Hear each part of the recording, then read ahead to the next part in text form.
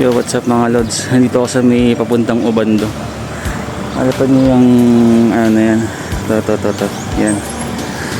Yan na pala kataas ang ano, ang i-adjust ng Obando ngayon.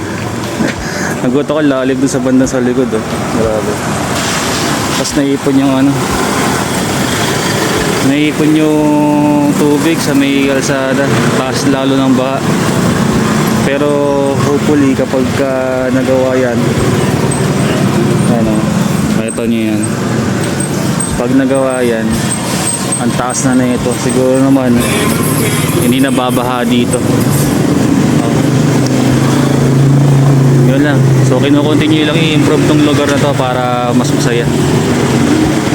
Mabuti na ganun para hindi na lagi bahain dito. So mga konting ano lang to, konting tiyaga na lang. So good job.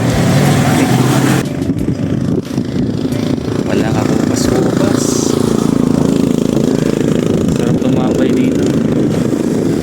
Grabe.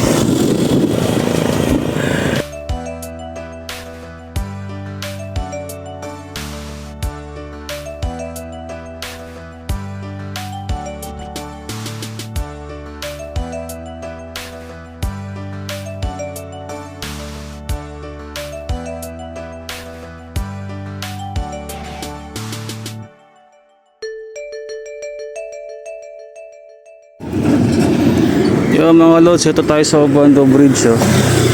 Itataas pala nila to. Ito yung original na bridge oh. So ito yung gagawin nila. Grabe. So mas magiging mataas pa ito pag nabuo siya. Ayun oh. Mukhang madami na babago ngayon sa Obando ah. Ayos yan. So yun mga lods no, galing tayo sa Malolos Boroswain Church. So ito na lang mga lods, buti nakaabot tayo kahit wala tayo ensayo no. So nakaka 36 kilometers tayo pabalik pa ng Tondo, so 60 plus yun. Okay, so next time ulit. Yes. Yo, so mga lods, side trip lang ulit tayo. Here tayo sa may Tagalog. Ayan, Tagalog, Valenzuela Fishing Village. So yun,